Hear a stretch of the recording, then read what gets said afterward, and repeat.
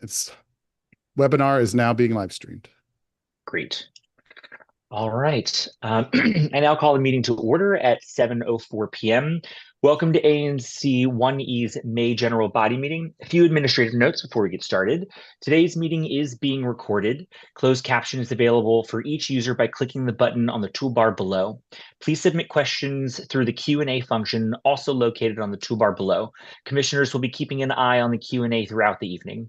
If you're calling in rather than participating through the web, you may raise your hand by dialing *9.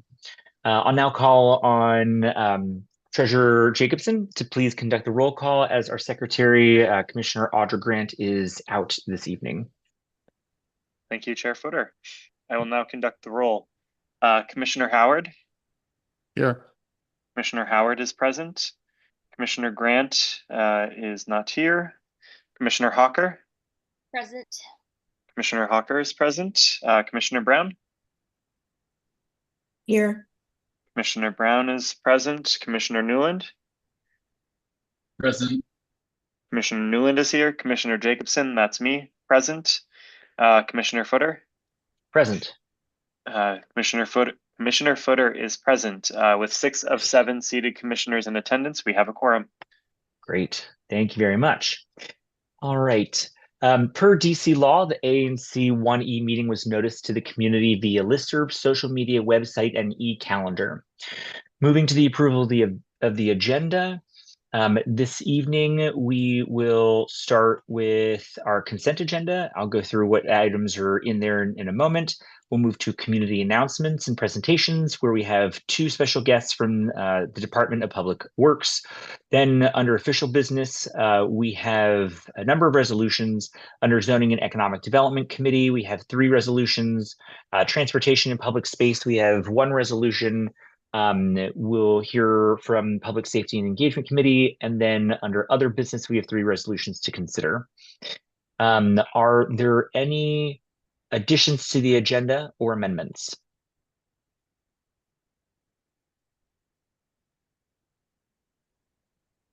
All right, hearing none, I will now accept a motion to adopt the agenda as is.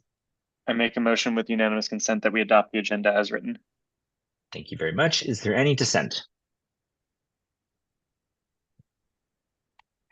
Hearing none, the motion passes and the agenda is approved. All right, moving along.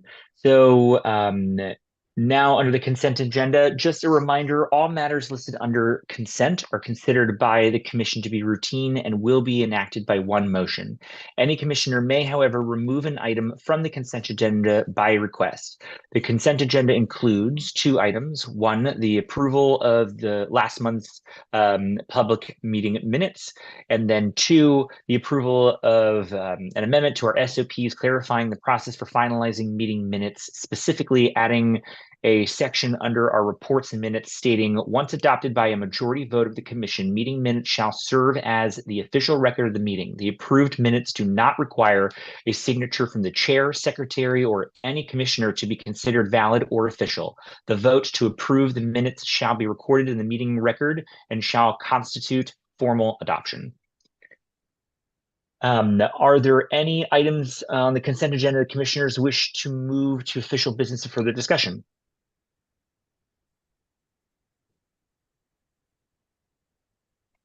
All right, hearing none, I'll now accept a motion to adopt the consent agenda.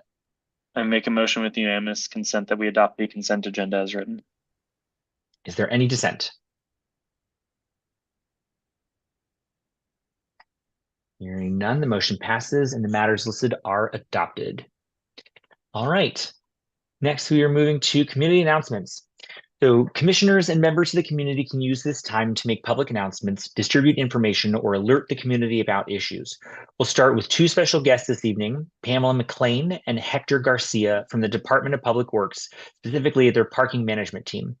They will have 5 minutes to present, then take questions from commissioners and the public. After our special guests, we'll move to commissioners, then to Councilmember Brianne Nadeau's office, then the Mayor's Office of Community Relations and Services, also known as MOKers, then members of the public. All speakers will have 3 minutes. If you are here to speak on an issue or a topic under official business, Please hold until we get to that agenda item later in the meeting. You will have plenty of opportunity to speak on that agenda item. With that, we can bring up Pamela McLean and Hector Garcia. Hector Garcia has been, and I don't see Pamela on here. I see a PO. That'd be her. That'd be Pamela McLean. Let's bring up Hector first, and then hi Hector, how are you? Hector, If you are speaking, you are on mute.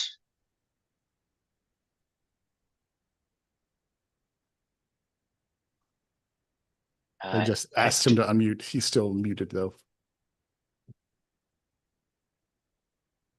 Another quick look. I Can see. you all hear me now? Yes, we There can, we go. Hector. Hi, Okay, Hector. excellent. I apologize. How's everybody doing? Good, how are you? I also I'm see that doing Randy, well. I'm doing well. excuse me, I also see that Randy Thorpe is with us. Should we bring him up too, or is it just going to be you this evening? Hi, Randy. I don't know if she's listening. Great. I made Randy live just in Yeah. case. Perfect. All right, Hector, the floor is yours. You have 5 minutes. Good evening. Hi, Randy. Hi guys. I didn't know I wasn't promoted. Yes, but I did receive note that Miss McLean won't be joining tonight. So on behalf of the DPW, I just want to thank you, Chairman Footer, for having us this evening. My name is Randy Thorpe. I am DPW's Community Relations Specialist, and as you already know, with me this evening I have Parking Supervisor Hector Garcia, who is going to give you all a presentation, well, rather just some information regarding our parking enforcement. I'm trying to show my video, but I can't find it. So I'll just We'll swing promote it you over to to, you. I was gonna say, Sorry I about can that. promote you to panelist, Randy, so you can share video. So you'll see that request, and Hector can start his discussion, his presentation. Sure. One of the few questions that one concern that I got from the community is that they would like to know what is the procedures that we are currently using for enforcement of residential permit parking within the 400 block Manor Place Northwest. And currently what we have is a parking enforcement officer that reports at 6 a.m. And that officer is responsible for doing the morning enforcement in that vicinity, in that area. Then at 2:30 p.m., we do have another parking enforcement officer that is responsible for doing the PM enforcement. And we also have a night program that deals with the enforcement of reciprocity, and that is to enforce out-of-state vehicles that are staying within the district and they don't have DC registration. That process by law requires that we do observe those vehicles that have out-of-state tags, and then we allow 15 days. So this is a long process. And after 15 days, if the enforcement officer observes the same vehicle parked within the same vicinity, then the enforcement officer will issue a warning notice stating that that vehicle is in violation of the District of Columbia registration laws, and that they will have a warning period, which is 45 days.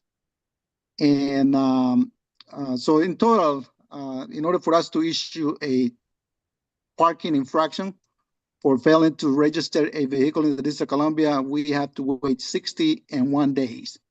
After 61 days, then we can then issue a ticket for $100. And every day thereafter constitutes a different violation, which is also for $100. The 400 block Manor Place also has some permit parking, which means that if the enforcement officer approaches that block and they observe any vehicle that don't have a zone permit for Ward 1 or the ANC, then the officer can issue a ticket immediately. They don't have to wait. But you will always have some vehicles that have out-of-state tags, and they do display either a visitor's parking permit, a healthcare provider permit, which is good for up to 180 days. Or they can have an annual permit that as a DC resident, every resident can apply for an annual visitor's parking permit. And that means that they can give that to any person that visits them on a regular basis, and there's no limit on how many times they can use it.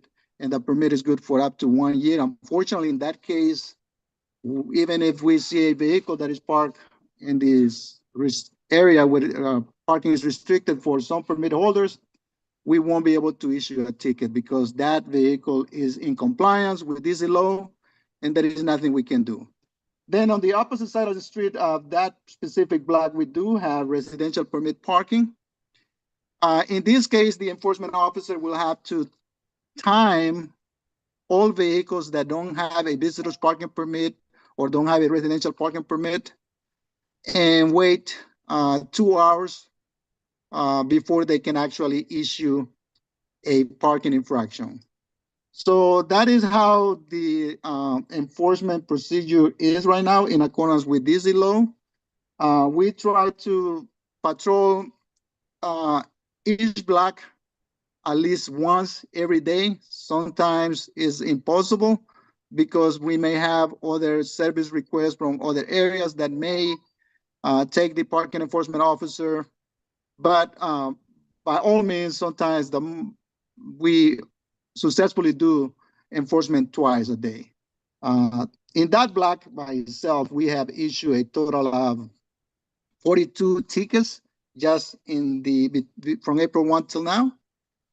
And we have timed a total of 48 vehicles that didn't have the residential parking permit, and we observed them for the 2-hour time limit that is posted. Some of them got ticketed, others moved before we could issue a ticket, but that is how residential permit parking works. Other areas of concern were like the protocols for responding for RPP, I guess escalating for vehicles that are violating constantly the RPP time limit or the zone permit parking. Well, systematically, we have what we call escalating fines. The officer has nothing to do with this. All they know is that they have a vehicle that is in some sort of violation, either of the time limit or the zone permit parking. And the officer will issue the ticket. The system will identify whether this is the first offense of that particular vehicle and issue a $30 ticket. If it is the second offense of the same vehicle, the system will identify that and realize that there was another ticket issue for residential permit parking. Then that fine will be escalated to $35. And if a third or subsequent offenses occur, then the ticket will increase to $65. Unfortunately, we cannot toll for timing violations or residential permit violations. That is not a tollable offense.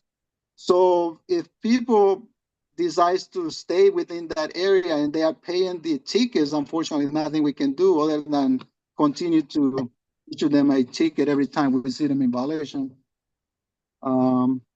That is how RPP works. Any questions so far? Am I saying too much? I think there are a number of questions, and we'll start with commissioners, and then we'll go to members of the public. We did get a couple of questions in, so I will ask because commissioners, so please take a look at the Q&A because it's a couple of different SMDs that are reaching out. So first, I'll kick it over to Commissioner Howard, who invited you to join us today and represents the 400 block of Manor Place. Yeah, thank you, Hector. I appreciate the information. How are you? Good. Thank you for information and a quick shout out to your team and to Randy, who've been super responsive to me. We've had some constituents express some concerns about the violations that have been occurring on their block. And every time I've relayed those to you and Randy, y'all have been very quick to send out folks to properly enforce. And so I appreciate that. I know sometimes it can be super complicated and you're hamstrung by, there's only so much you can do if folks are willing to pay for the fine. So acknowledge that. I think my question would be, what are some of the things that you would recommend that residents can do as if they notice kind of repeat violations of the same cars that just are kind of being a nuisance here on a block where I believe, and I know Ms. Harris is, I've been working with her a lot. She's on this Zoom as well. But, flag that, there's a lot of repeat offenders. But if there's a street to where one side is zoned 2-hour parking, one side is zone 1 only, is there anything that residents can do there in terms of flagging to 311 or making certain petitioning changes to the zoning restrictions? Just wanted to know kind of what you all would recommend for residents to do in that situation. And again, thank you for your diligence. Sure. Well, one thing that will definitely help us is if we knew the times when the commuters congest the block. We cannot see, unfortunately, specifically what time they start arriving or what time they're leaving. So if somebody within the block knows the time that they arrive, we can probably start targeting them by, sending an officer so that we can deal with, those time frames. That's good to know. And Ms. Harris has done some of that with me, and I forwarded them on to you guys, and you guys have responded. And so I appreciate that there. I just wanted to note that for the record. You guys have been terrific with that. Obviously, folks keep violating, and I think that's part of the frustration of residents on the street. So, but thank you for that. I just wanted to didn't know that to go without saying. You've done that, and I appreciate that. Sure. So, and the other part, we with the fines will, if somebody has been fined once, twice, or they go into the third offense, that would be a $65 fine every day, which is meant to discourage their behavior. But some people actually can pay that. They have no problem paying it. And that is unfortunate because, there's not much we can do in that case. Is 311 the proper means to report those? Yes, of course, yes. If you submit a service request, immediately we get an alert on our handheld devices. And once we get that alert, the officer of that area would immediately respond to it. So that is helpful, yes. And do you know if those 311 requests are allowed to close without resolution? Like, how are they typically closed? Yeah, well, the way it works is either if we write a ticket, then the service request will be closed with results, meaning that a ticket was issued. Sometimes we don't find a violation, but we do time some vehicles that don't close the CSR. It's just an observation. Nobody committed a violation, unfortunately. So, and when we respond back 2 hours later, that vehicle might be gone. So in that case, the CSR will close with no results. Got it. And if we did something, the customer won't know that we did something. And sometimes there's nobody violation. Yes. Okay, so no resolution doesn't mean you didn't act or investigate. It means that there was no violation found. Right. That's what it would mean. Okay. Mm-hmm. Okay. I think, and to just the long-term reform, I know there's petitions and stuff you can do to like change the zoning restrictions on your street. Is that correct? That'd be through DPW or DDOT. Through DDOT. Okay. We could talk about it. I've done that before in the past. Yep. I just want to raise that as a possible solution here. So, okay, that's all I had. Thank you, Chairman. Mm-hmm. Commissioner Jacobson. Thanks, Chair Footer. I had a couple questions. The first is I've noticed that there are a repeat set of vehicles that park on the 2300 block of Sherman that don't have any plates whatsoever. And when I submit those requests, it doesn't seem like anything happens to those vehicles. And I'm curious what the process is if someone doesn't have any plates on a vehicle. If we do have a means to identify the vehicle, meaning that they don't cover the vehicle identification number or VIN number, then we have a means to issue a ticket. Of course, having no tags will constitute an infraction, actually two infractions, one for no front and one for no rear tag, which is a requirement for any vehicle that is within the District of Columbia. So we issued those two infractions. Both of those infractions are towable offenses, meaning that we can tow that vehicle immediately. But there are times that people are getting smart, and what they do is they cover the vehicle identification number and they remove the tags. And in that case, we don't have the authority to unlock that vehicle. So we will have to send that service request to abandoned vehicle operations, which can take a while before they can actually get somebody to get the legal authority to go and open that vehicle, because they have to do an investigation prior to unlocking that vehicle and then trying to identify it. I guess at that point, is there a reason why it isn't just put on a prioritized list for towing? Because if someone is blocking, if someone doesn't have tags and they're blocking their VIN, then clearly they are trying to violate the law. And it sounds like those vehicles can be towed. So I'm curious why they aren't just prioritized for towing.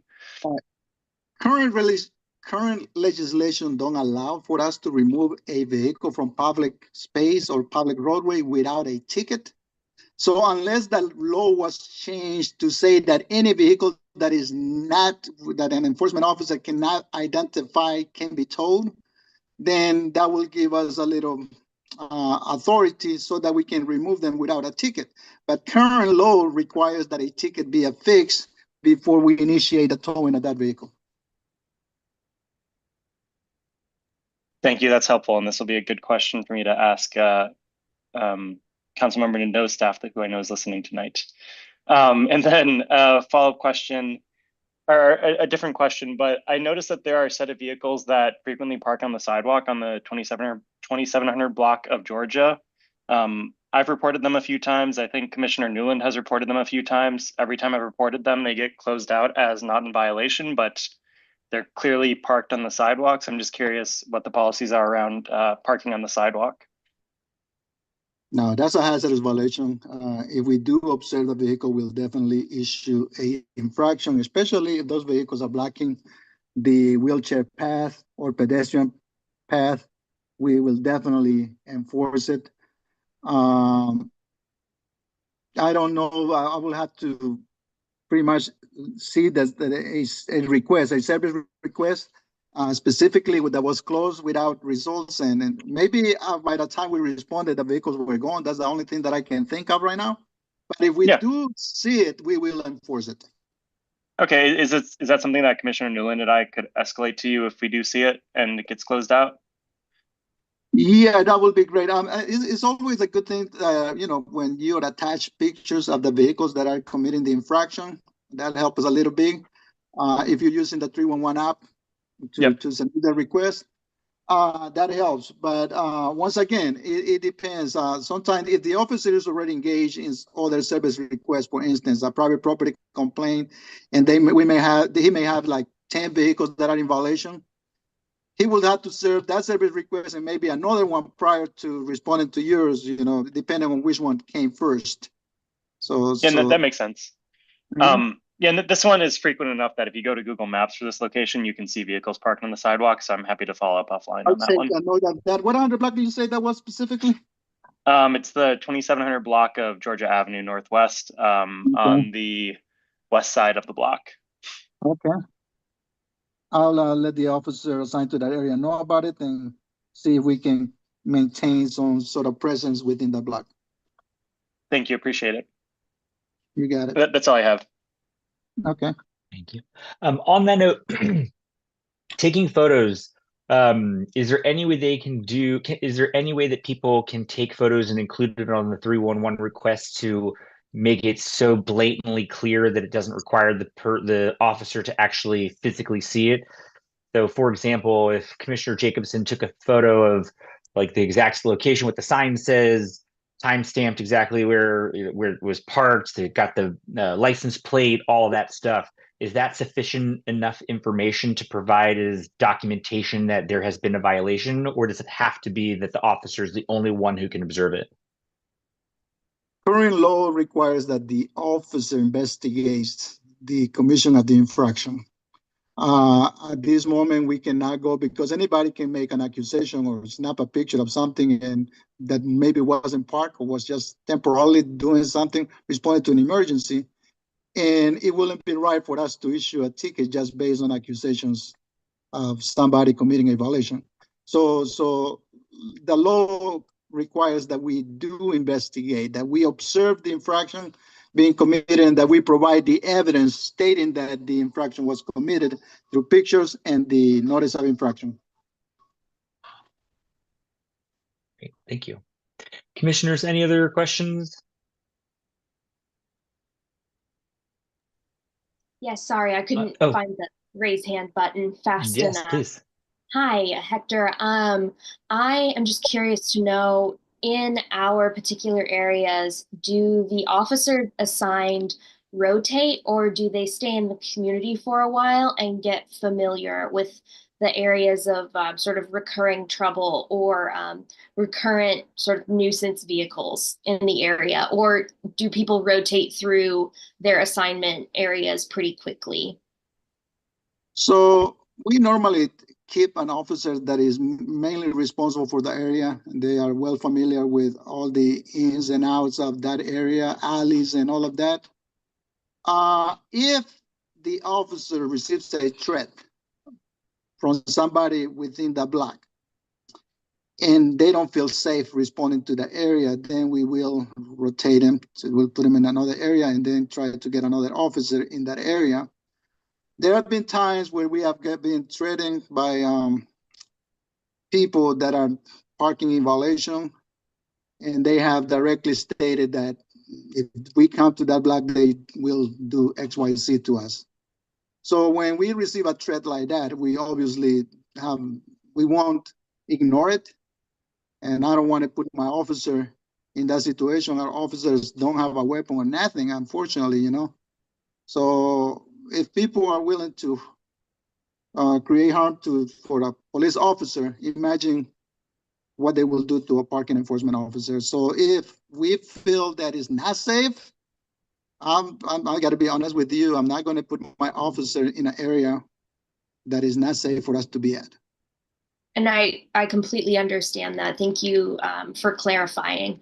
I just wondered if the officers, tend to stay in a particular area, if there would be a way to escalate quickly, as Commissioner Jacobson was talking about, to have that relationship with officers who, parking enforcement officers in the community. But of course, I understand as well that everyone deserves a safe workplace. So that was the point of my question, just to know if we were in a situation where we might be able to build a relationship with your enforcement officers. So thank you for that detail. I appreciate it. Sure.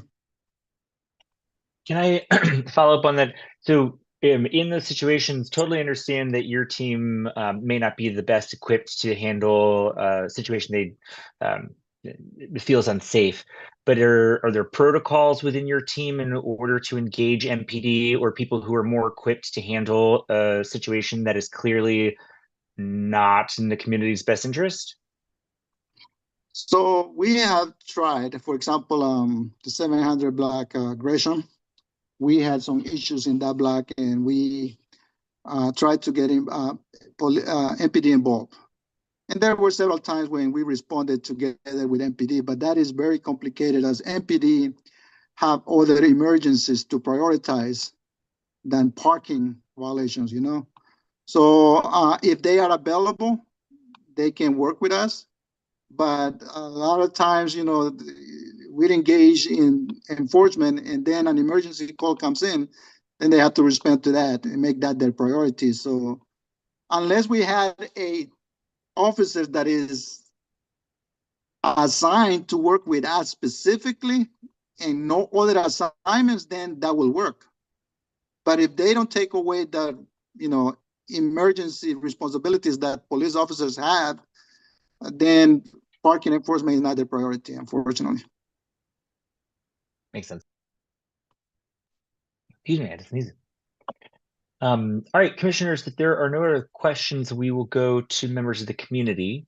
Members of the community, if you have a question for Hector Garcia and the DPW parking enforcement or parking management team, please raise your hand. We'll call on you in the order in which we receive it. I do see a couple of people who are calling in versus joining us online. And so if you would like to raise your hand, you can simply do so by dialing *9. Mr. Chairman, Commissioner Howard, did you have, yeah. Yeah, just for, is this where, do you need me to manage this part of it, allowing people to talk? I don't know if Yeah, Josh when I tell you Yeah, what, yeah. if you just make I can me do a it. co-host, I can do it too. Okay. I can do the first one and then I'll make your co-host. Cool. Yeah, just do allow to talk, Commissioner Howard. Yep, got it. Thank you. All right, so the first person that we have is Angela Harris. Angela, thanks for joining us. Hi, I just want to thank Mr. Garcia for his comments and updates about the process, but I just want to just highlight the fact that I don't think the process is working as designed. As someone who has grown up in this neighborhood and been in this neighborhood for many years, I have continuously noticed repeated violations of people that know how to beat the system. So I am happy to work with you directly to identify the cars that I have observed for many months that continue to avoid infractions.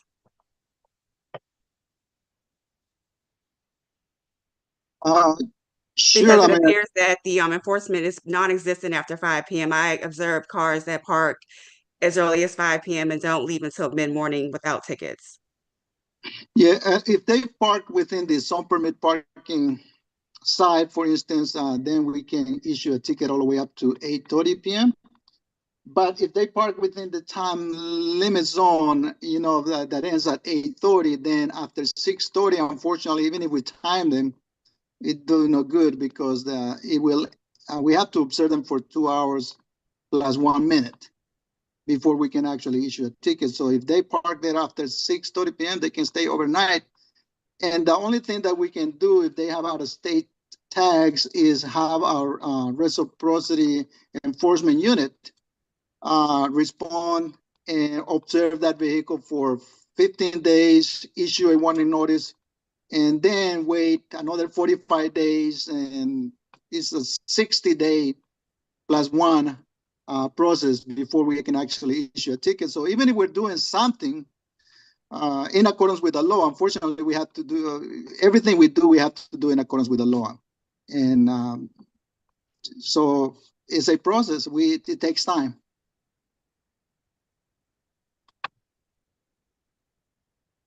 And Ms. Harris, as we mentioned earlier, happy to talk about maybe we need to talk to DDOT about changing the hours for RPP zoning on that block and give DPW greater tools to be able to enforce if there are people who are kind of working around and gaming the system a bit. So happy to work with Commissioner Howard and you to kind of walk through that process. Thank you. I would appreciate that. Thanks for coming, Angela. Thanks, Brad. All right. Any other members of the public that wish to ask a question or have a comment? All right, Pat Nelson. Calling you up to panelist.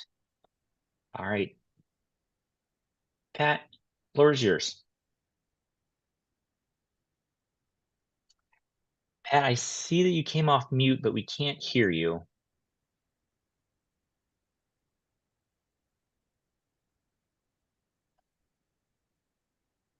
Pat, just another note that we can still not hear you. I do see that you're off mute, though. It looks like she may have logged off to log back in. Oh, I think he might have joined as panelist. Yeah, I did join. I don't know why I joined the panelist. We can hear you, Pat. There we go. There it is. It logged me out and then logged me back in. I just want to make a quick comment on the comment that Josh made. Technically speaking, there's two things that need to be addressed with the issue with the car that parks on this quote unquote sidewalk at the 2700 block of Georgia Avenue.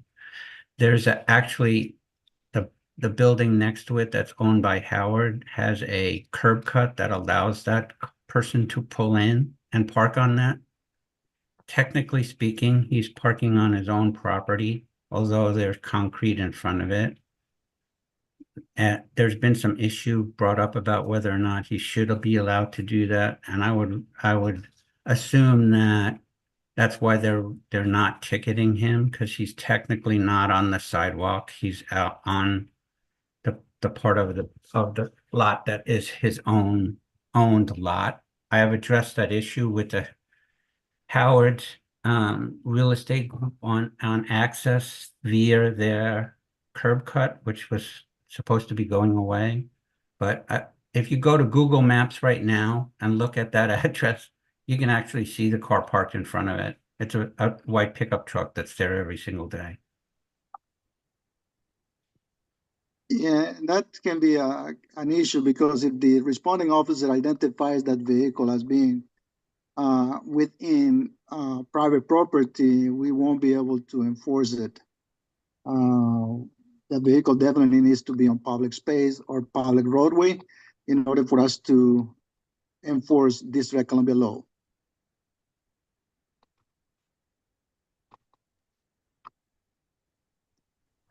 Patrick, did you have something else, or was that your? Nope, that's it. Okay. I just wanted to give a little bit more in context of that specific issue because I've addressed it myself.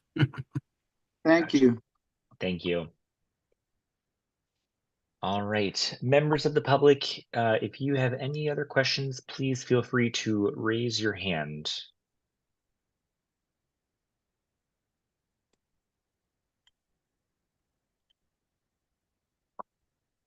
All right, seeing none. Hector and Randy, thank you both very much for joining us this evening. We really appreciate it. You're welcome. Thanks for having us. Thank you. Thank you. Thank you.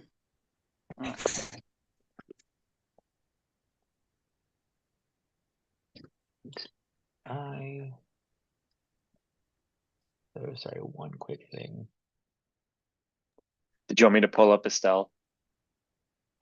No, would you mind just moving Patrick back to attendees? I put him up as a panelist by mistake. I just did. Thank you. Yes, if you don't mind. Well, actually, no. Next, we're going to go to commissioners. So, commissioners, if you have any announcements, please raise your hand. Yes, Commissioner Brown. Yes, hi. So I'd like to just give a special shout out to DOH, Rat Abatement Team, and DPW. We held a walkthrough on the 500 and 600 block of Hobart Street on the 22nd of May. And thanks to neighbor Leslie Hines for leading the charge and identifying and troubleshooting some issues on the sanitation issues on the block. So Inspector NGO is able to give citations, and they're going to do some outreach as well. Also, special shout out to Estelle McKinney from Councilmember Nadeau's staff. We were all in the rain and identifying those issues together and came up with some great follow-up items. So just appreciate everyone's help and support on that. And also just wanted to share that Georgia Avenue Thrive, which is a group of volunteers, neighbors, businesses, and folks who visit Lower Georgia Avenue, is holding a meeting at Doubles on, I think it's on June the 10th. Yeah, Tuesday, June the 10th at 6:30 p.m. We're going to meet upstairs at Doubles, but just ask that you please use the back door of Doubles through Sunny's patio to access the upstairs, as the front door will be locked. And please contact Jason Cohen or myself for more information, and I'll put that information in the chat. And thanks to those that attended the last meeting, we had a great turnout. So this meeting will be about how subcommittees will be organized. And yeah, just please all attend if you're interested. Awesome, thank you. Commissioner Newland. Thank you, Sheriff Footer. Just continuing on the Georgia Avenue Thrive theme here, they will be hosting in partnership with ANC and 1E the neighborhood cleanup on Saturday, June 7th. It's going to be sponsored by Here's the Scoop, which is the local ice cream shop. So the intersection of Georgia Avenue and Herbert Street, 10 a.m. Saturday, June 7th for a neighborhood cleanup.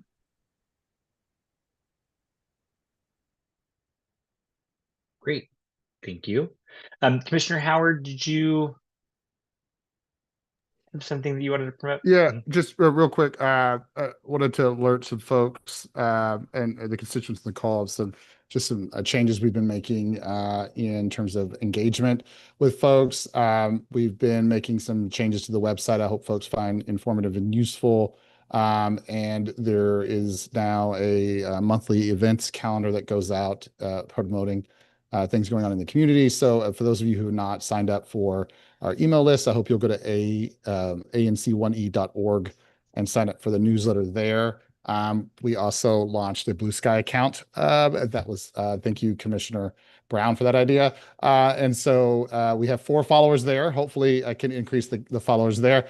But it's out there. The X Twitter account, I'm out there, and then there's now a news section on the website for folks to see kind of the result of these monthly meetings and anything news oriented action items that folks want to follow closely. You can get that at anc1e.org and just click on news to follow it there. But those will also be kind of promoted in our e-newsletter. So just a reminder for folks to get information about everything going on in ANC1E. We're very excited about those ways to engage with the community. There's a find your commissioner option now, locate your commissioner, contact your commissioner, all that kind of stuff. So I encourage folks to follow us on X, to follow us on Blue Sky, to sign up for our e-newsletter. And of course, you can get videos of all of our meetings at the YouTube page, which is also available, anc1e.org. Thank you very much. Just a quick thing for me. Excuse me, I think everybody has probably heard, but just to make sure, the mayor dropped the FY26 budget. It is now online and available for review. Highly encourage people to take a look. The mayor will be hosting a budget presentation for ANCs and neighborhood associations on Tuesday at 5:30 at the convention center. For new commissioners, highly recommend people attend. This is a great space to hear directly from the mayor and a variety of agencies, ask any questions directly. And in the coming weeks, well, hopefully the mayor's office will do this again, but they do send members of the mayor's office out to the ANCs to present the budget throughout the proposals or throughout the hearing schedule. So in the coming weeks, we may have somebody coming in and also giving another presentation more directly to us during our time. But highly encourage people to go on Tuesday, ask questions, and that is it. All right, if there, oh, Commissioner Hawker, yes. Sorry, two mistakes in one go. My apologies. I did want to say thank you for jogging my memory. I wanted to make myself available to both the commissioners and the constituents. I'm fairly practiced with composing quick presentations that put together all of the key elements of making requests or making statements to council regarding budget items, including risk statements, impact statements, recommendations, and findings. And I'm working on finishing a few sort of fill-outable resources for both members of the community as well as the commissioners, just to be able to quickly communicate impact, risk, and several other things that the council is looking for buzzwords. So I just wanted to make sure that everyone knew that those resources are on the horizon as we go into budget hearing season. And if you need to reach me, I am still working with the ANC office. In the meantime, I'm going to be working with Commissioner Howard to get my alternative communications set up while I still resolve this issue. So thank you for anyone who's been persistent in contacting me. I am trying to get into my official account, but until then, I am reachable. I'm just going to have to make that more accessible. So thank you. Thank you very much. All right. Next, we'll, excuse me, I tickle my throat. We'll go to Estelle McKinney with Office of Councilmember Brianne Nadeau's office. She is live. Hi, good evening, everyone. I'm Estelle, Councilmember Nadeau's Director of Constituent Services. Sorry if you can't see me. I don't know. For some reason, I can't turn on my video, but I'm here. Oh, sorry. I just promoted you to panelist. That should allow you to turn on your video.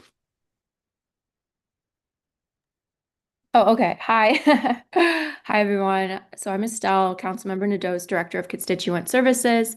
I'm just going to share a few updates with you all. So first, as we were talking right quickly before, the mayor submitted her FY26 budget yesterday after weeks of delay, and so the final approval has been now pushed to August. And this delay affects the council from preparing for key legislation that we would have been doing this summer to prepare for this upcoming fall. And so council members and staff were reviewing the proposal budget now, and here's what stands out to us at first glance. So some concerns are that there are at least 4 pieces of legislation to this budget that Councilmember Nadeau believes should not be in the budget and should go through the regular process. For example, the RFK Stadium deal, I-82 repeal, which as a reminder was approved not once but twice by voters to eliminate the tipped minimum wage by incrementally increasing the base pay for tipped workers until it reaches the citywide minimum wage, which is currently about $17.50 an hour. And also this proposed budget would weaken project labor agreements, which is an incredibly important labor protection force on large projects. And then lastly, it would also include the entire Rental Act, which is already introduced and undergoing a hearing as we speak. And a few broad cuts that are also pretty alarming there are cuts to the Violence Interrupter Program, and this would impact about half of the contracts that work in Ward 1. So this is very concerning, as well as cuts to Medicaid and ERAP, which is the Emergency Rental Assistance Program. Additionally, there are proposed cuts to the bus priority funding, and it's unclear if the Georgia Avenue bus priority project is affected, and we're still investigating this. Lastly, we see cuts to the Main Streets program, the Clean Team program as well, as well as the community navigators. But as far as we know, we don't know the impact directly on Ward 1 yet, as we're still digging into it. Some good news, especially for ANC 1E, funding still remains for park and housing projects, such as the Parkview Rec Center Modernization Project, Bruce Monroe and Park Morton, Casey Lewis, and the Hobart Twins Park. So just for everyone's awareness, budget hearings will begin tomorrow, May 29th, and go until June 17th. So please consider testifying. Dates are on the council website, and you can also go on Councilmember Nadeau's website for more info on how to sign up to testify. So Councilmember will also be joining the next ANC 1E meeting next month. So community members and commissioners, please take some time to review the proposed budget and come next month with some questions, and we'll be happy to answer. Second, I just want to touch base again on the Parkview Rec Center lead and water testing. So as we know, the Parkview Rec Center tested positive for lead in the poured-in-place playground surface, and it has now been fully remediated. And the results show that it was believed to link to nearby home renovations. And there was some concerns that the outside drinking water fountain hasn't been tested since 2016. And DC Water only tested, it was area wide and the water itself, but not the specific fountain. So our office formally requested testing and DGS completed this, and we recently got the results that showed that The Parkview water fountain is clean, or is safe, and it indicates that the samples from the outdoor water fountain between the restrooms and the pool area are below 0.5 micrograms per liter, which is safe. I also want to remind everyone, and I'll share this with y'all, the commissioners, that DGS hosts monthly environmental testing and remediation meetings. So this is a really great opportunity for folks to come and ask questions directly to DGS, as I know that they really want to hear from you all and questions that you might continue to have from their study and report. So I'll be sure to send that. The next one is in June. Next, some updates regarding housing and TOPA. So today, Council held a hearing on two competing TOPA bills. The first one is the Mayor's Rental Act, which compromises TOPA rights for over 50,000 households and would make it easier for landlords to evict tenants. Councilmember Nadeau's bill is called the Common Sense TOPA Reform Act, and this would expedite transaction timelines, create consequences for bad actors who slow down the process or mislead tenants, and give tenants earlier access to information about their rights and options, as well as connect them to tenant support organizations. So this currently, I believe that they're still testifying right now. I know that a lot of folks signed up. And so this is really exciting. I'll be sure to share more updates as we learn more. And lastly, upcoming office hours will be next month, June 16th at Patango Gelato in Adams Morgan. And DPW will also be joining us. So you have another chance to chat with DPW. So make sure to come and bring your questions. And that's it for me. Thank you very much. Commissioners, any questions? Commissioner Jacobson. Thank you, Chair Footer. Just for everyone's knowledge, I emailed Mr. Meny and Estelle about the DPW comment, just so we can get some clarification on that. And then Estelle, if you get any more information on the Georgia Avenue bus priority project, could you just let me know? We've passed a resolution, many resolutions about that, and happy to send that to the rest of the council just to reiterate the importance to the ANC 1E community for that project going through. Yes, absolutely. Thank you. Thank you. Thank you. Commissioners, any other questions?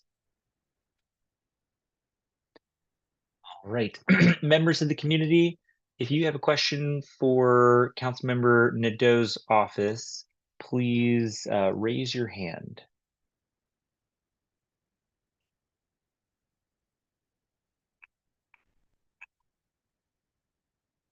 All right, seeing none. Estelle, thank you very much for joining us this evening. Thanks, y'all. Bye. Bye. All right, next we'll move to Anthony Robertson. I just promoted him to panelist. Thank you very much. Anthony, how are you doing? Hello, can you hear me? Yes. Hello, everyone. Fine. Thank you so much, Commissioner. We have a few announcements from the mayor's office. You touched on one of the big ones is the ANC. The budget, the mayor is inviting all ANCs and civic leaders to come and discuss the budget. And that's very important that that I encourage the community to actually go look at this budget.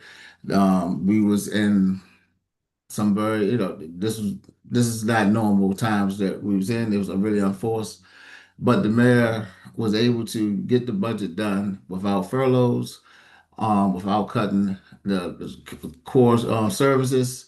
And I think that speaks volumes to our leader, at the CEO of DC. I'm sorry. So I would like to encourage everyone to please read the budget. Also, commissioners, yeah, if y'all sign up, I think it's an RSVP for to sign up for that and that Q&A. And just to touch real quick that we've been working with the commissioners far as MPD and a few of the shootings that I want to say, yeah, it's a few of the shootings that occurred And last week, we've been working with them to try to increase the presence on Georgia Avenue as well as in Parkview, the Preston, and Corback Street, trying to get the offices, the presence to be a little more viewable there. And one more thing, I'm so sorry, y'all. Give me one second. Oh, yes, and we have another walk coming up with MPD. I believe it's next Wednesday. And that will be in the Parkview area as well. That is it. And next time we do speak, I'll be speaking more about the budget, but we also want to get briefed on the budgets and to be able to talk to the budget, I'm actually reading it as we go now. But if there's any questions I can answer, I'll be more than happy to. Great. Thank you. Commissioner Howard. Yeah, thank you, Anthony, for being here. I appreciate it. First of all, I just want to say thank you in advance for everything the mayor's office is doing to be welcoming, I think, to the World Pride Festival we're going to have next weekend. And I know that's a lot of complicated issues with that in the environment we're in with the occupant of the White House and in Congress. So, but I thank you for everything the mayor's doing to reinforce the welcoming message to the LGBTQ plus community worldwide. It's making me very proud to be a Washingtonian. And so just thank you for your commitment to public safety and reaffirming just those values. I think it means a lot to folks like me in the community, and just wanted to say thank you. Secondly, coming back to the public safety issue along Georgia Avenue, particularly the northern end of our district of our ANC, right around where New Hampshire and Georgia cross down to Otis and on over in the Parkview Rec Center. There's just been a lot of activity, and it's not even summer yet. I think it's alarming a lot of residents, and there's been walks and there's been different things MPD has deployed. I sent a letter to the 4th District Commander that I was really kind of disappointed in how the response, because they're refusing to really respond to it at all in writing. And so I'm dealing with that. But I do want to thank you for the mayor's commitment to looking at resources in the area, because it's such a small area, and there's construction. It's an exciting area. There's a lot of growth in construction. I think some of the longer term residents in particular are getting frustrated that it's just that aspect is getting overlooked. And I think we had a couple young men die recently, and there was I think a 40 bullet kind of shooting situation outside Parkview Rec Center recently. And so it's kind of been an ongoing. I know this is nothing new. It's been a persistent problem for this one little area here. And so I just wanted to say thank you, and whatever the mayor can do to help draw attention to it and ensure MPD has the resources, and other departments within the government would be much appreciated by residents. So thank you. I've also tried to drop, thank you, Commissioner. I've tried to drop the budget thing. Was I able to do it, Commissioner Fuller? I don't see it. It looks like there's a message that you tried to The do. message. I'm trying to drop this in there for y'all to have. Well, I figure this out. If there's any more questions, I'm trying to get bear with me, man. If you want to email it to me. That might be what. I think I've found it online, so I can drop the. I think I said, did everybody get what I sent them prior to this meeting? The invite to the Tuesday meeting? It was, yes, and I believe it's also attached to it was. Yeah, is that link Anthony there I put in the chat? Is that the PowerPoint you're referring to? Let me see.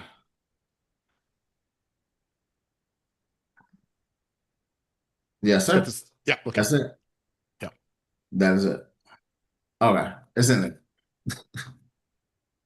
I found it online. I thought when I sent y'all the invite, I thought I sent both. I'm not really a tech savvy, so I thought I sent the PowerPoint with the invite. So apparently I didn't send it to. You may have, and just thank you for sharing this. Just a heads up, it's not there. It's the Eventbrite invitation, but we'll move on. Commissioner Hawker. Thank you. Hi, Mr. Robertson. A couple of months ago, I know that the mayor's Office of Community Relations was able to, I hope I got that right. I'm not sure if I got the full acronym correct there. Yeah. um, hosted sort of a roll-off event where you guys brought a very large dumpster and went through some of the problem blocks where we have had recurrent illegal dumping, and I will go with missed trash collection opportunities.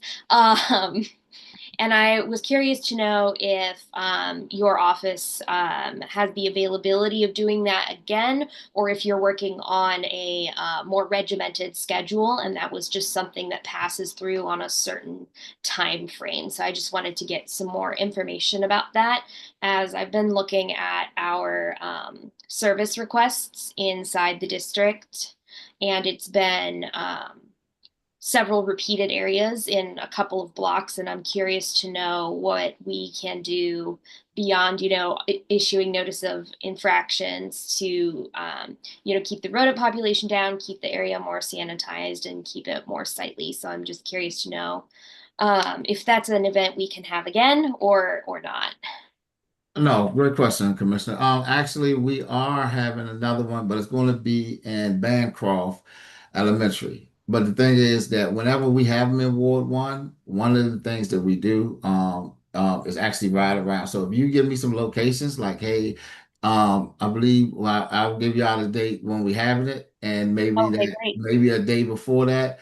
If you send me the email, hey Anthony, look at this. I think me and Commissioner Brown worked together to do this a few times the day we had it at Park View. So if you are able to give me some locations, but prior to that, any of the locations we have with illegal dumping, if you flag it, we would definitely help escalate it to DPW to get it addressed. But on the day of the roll off, we do have one more coming up. I believe it's next month, but I'll get back with you with the date. Okay, thank And when we do it, we ride through Ward 1 and pick up stuff. Okay. Well, thank you. I really appreciate that. I will be sending you a long list of tickets, but also kind of just a quick summary of no need to open every ticket, check this block, this block, this block. So I really appreciate it. And thank you so much, Mr. Robertson. No problem. Thank you, Commissioner. Right. Any other questions, commissioners? All right.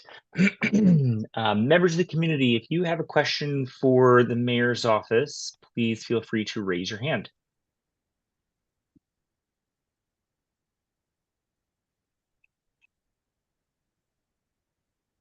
All right, seeing none. Anthony, thank you very much for your time this evening. Thank you so much, Commissioner. Thank y'all for your service. Thank you. All right, and next we will move to members of the community. Members of the community, if you have an announcement or an issue you'd like to discuss that is not also already established on our agenda for official business, please feel free to raise your hand and we will bring you up. If you are joining us via phone rather than online, you can raise your hand by dialing *9.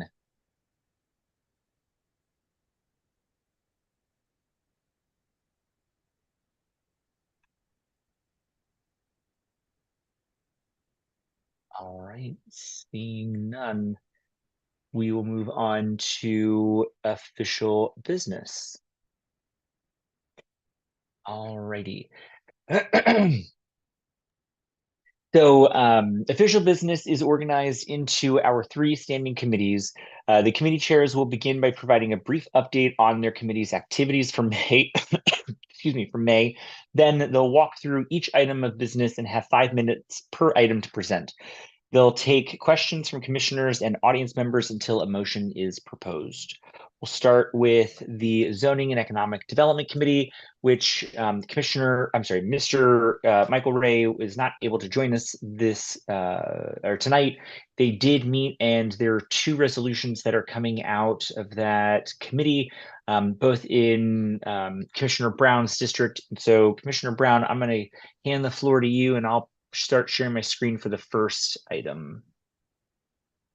Thank you, Chair Footer. The ANC 1E Zoning and Economic Development Committee met, and as Commissioner Footer mentioned, Chair Ray is out of the country. I was not able to be present at the meeting, but I did look at the recording of the meeting and was able to connect with Chair Ray a couple of times on the two agenda items that are being reviewed before this commission. And we were able to discuss those two cases that were moved before and heard before the ZED committee. So I'll start with the first item that is on the agenda, and that is 3121 Water Street. And that is case number 21299. So in this particular case, the applicant intends to construct three dwelling units into the current location, which is currently a single family home. No other zoning relief is requested for this conversion. The lot area appears to be sufficient to allow the three dwelling units at this location. And the ANC met with the applicant where they presented and did not identify any other concerns about this project. And there appears to be no undue impacts in the surrounding properties and to the community. So the ANC recommends approval of the requested relief with no exceptions. And happy to answer any questions, although I had mentioned that I wasn't present at the meeting, but definitely just want to switch it over to the chair to see if there's any comments or concerns. And I think that there's a couple of members of the committee that are currently in this meeting, so they can also feel free to weigh in. Commissioners, any questions?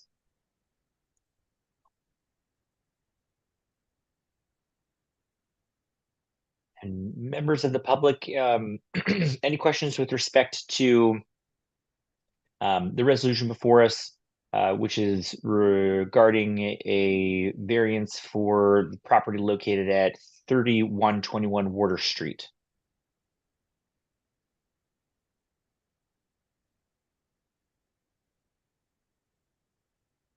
All right, seeing none. If there are no other questions, then I'll now accept a motion to adopt the resolution. I make a motion with unanimous consent that we adopt the resolution as written. Is there any dissent? Second. If there's no dissent, then the motion passes and the resolution is adopted. All right, and then I'll go to the next one. Commissioner Brown, if you want to just continue. Okay, so this zoning case is regarding 2928 Georgia Avenue, BZA case application 21296. This is the building that used to be the old New Vegan property, and it will be the Negril restaurant, which used to be on Harrods campus. The applicant intends to move into this existing building as the previous building that they were in is being redeveloped by Howard. So a special exception is needed for this business to have a fast casual restaurant at this location. So the ANC met with the applicant to discuss this particular case. They identified that there was no undue impact on the surrounding properties, and the applicant appears to have met all of the requirements of the special exception criteria. The use is a fast casual, which is the mix of a dine-in, delivery, and takeout use in an MU4 zone. And if you can remember that the New Vegan business was dine-in, there is some an area in the back where they serve the food, and you can also do takeout. But this is just kind of a change of use, hence the reason for this special exception. So there's currently no middle ground between fast food and traditional restaurant in the zoning regs. And DOB also categorizes fast casual as fast food. So a permit will be needed with a special exception in this MU4 zone. So the ANC recommends approval of this requested relief with no exceptions. And again, I believe that there are a couple of folks on the committee. I know Patrick is present, and just urge the commission to move forward with this application. Commissioners, any questions?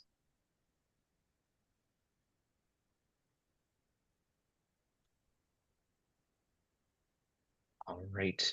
Members of the public, if you have any questions, please feel free to raise your hand. Patrick, I did see that you raised your hand, so I'm going to give it just a moment in case there's a delay. There we go. So, Patrick, I'll move you up to a panelist.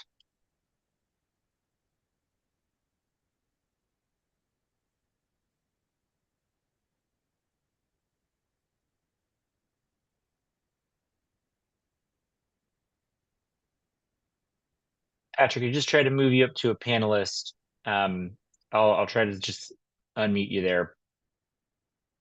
Patrick, you should be able to speak now. And you're on mute.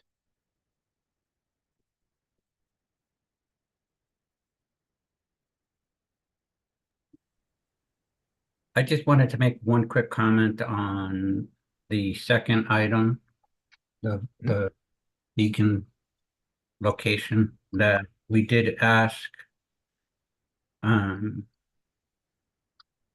applicant whether or not they were going to apply for an alcohol license, and they told us no. That was a concern that came up. Not a big one, but I just wanted to make sure that people were aware that we did ask that question.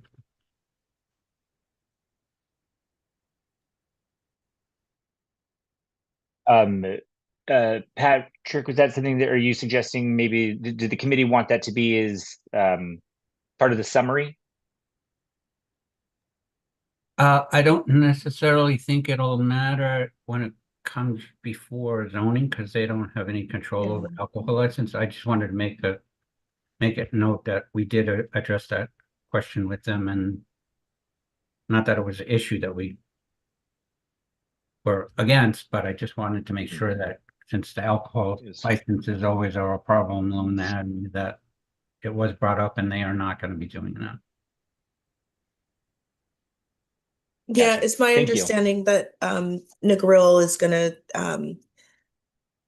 keep the model as they have originally planned it while they were on Howard's campus. But if they do intend to do that, we'll just address it as an APCA issue, and we'll work on a settlement agreement with the business owners. But Great. yeah, both cases, and this one especially, it's pretty straightforward. Great. Thank you, Patrick. Members of the community, if you have any questions, last call, please feel free to raise your hand. And while we're waiting for others to raise their hand, Josh or Brad, if you guys don't mind moving Pat and Anthony back over to attendees, that would be great. All right, if there are no questions, I'll now accept a motion to adopt the resolution. Make a So motion moved. with unanimous consent that we adopt the resolution as written. Thank you very much. Is there any dissent?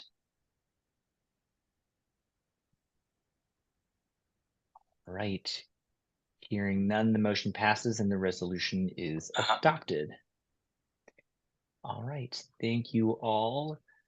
And then Chair Footer, I just wanted to share that the committee also reviewed 725 Hobart Street Northwest. This would address a fix to a 3-unit conversion that is currently zoned to be a 2-unit building, where the occupant currently accesses the upper level via the outdoor stairwell. A C of O is needed to make adjustments to the unit, and that's not being approved. So hence the reason for an area variance. The Z committee will revisit the case next month. I believe the hearing isn't until July 23rd. So I just wanted to make that that update, since that case was also reviewed at the meeting this month. And the next meeting will be held, I believe, on June the 11th at 7 p.m. By Zoom, and that information and the Zoom link will be on ANC1E's website. So I just wanted to share that update before we move forward. Great. Thank you very much. There's one other piece of official business that's under the Z committee, and then we'll get to the next meetings. So the next one is actually mine, and I will start sharing my screen for that.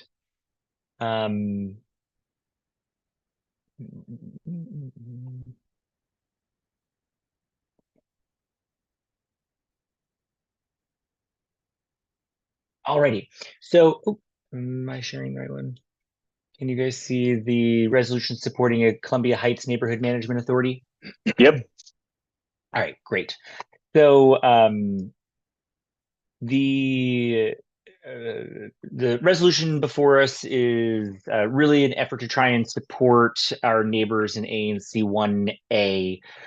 Just going through the clauses very quickly. Columbia Heights is in a lot of need of some attention and a strategic organization that's going to be able to help manage some of the needs of the business community and the safety and cleanliness around that particular neighborhood. And there is a piece of legislation that Councilmember Nadeau has introduced back in January. That's the Neighborhood Management Authority Act of 2025. And the bill basically is trying to introduce a new concept that is very similar to how a bid would function in the city. And the legislation introduces two initial, what are known as NMAs, Neighborhood Management Authorities, one in the greater U Street corridor, which we've already had hearings on and have had public discourse on and continue to do that. And there's another, and that one's called the Duke District, and then one that is for Columbia Heights. The ANC 1E is impacted by the Duke District. We are not impacted by the Columbia Heights District, but a lot of our constituents are directly impacted by Columbia Heights. And so feel like it is important for us to weigh in and to support our neighbors, ANC 1A, that in a lot of their outreach and conversations and research, their findings are that an NMA structure really offers the most realistic path to the services and effort that they need at this moment. And so we want to support them, and basically saying that ANC1E supports the establishment of the NMA for Columbia Heights. I want to be very clear that this is just in relation to Columbia Heights, and this is not dealing with the Duke District. And that we encourage Councilmember McDuffie, who chairs the Committee on Business and Economic Development, to schedule and hold a hearing on the legislation with respect to Columbia Heights, and that we're suggesting or urging the council to continue to work with the community in order to beef up, which is what is known as subtitle B of the act, which is specifically dealing with the structure and the funding mechanisms for the Columbia Heights NMA. And that we are going to continue to work with the community around the Duke District, and will be having additional information and potentially resolution. And we're working with the council's office around the Duke District, but this is specifically around really supporting the Columbia Heights NMA, which is part of the bill. So that is the resolution. I'll stop talking for a moment and ask if there are any questions.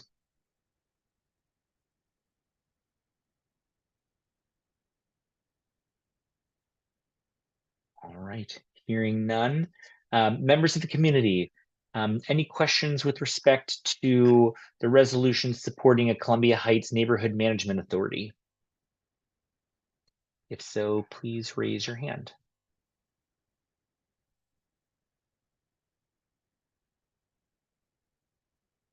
All right, seeing none, I'll now accept a motion to adopt the resolution supporting a Columbia Heights Neighborhood Management Authority. I make a motion with unanimous consent that we adopt the resolution as written. Thank you very much. Is there any dissent?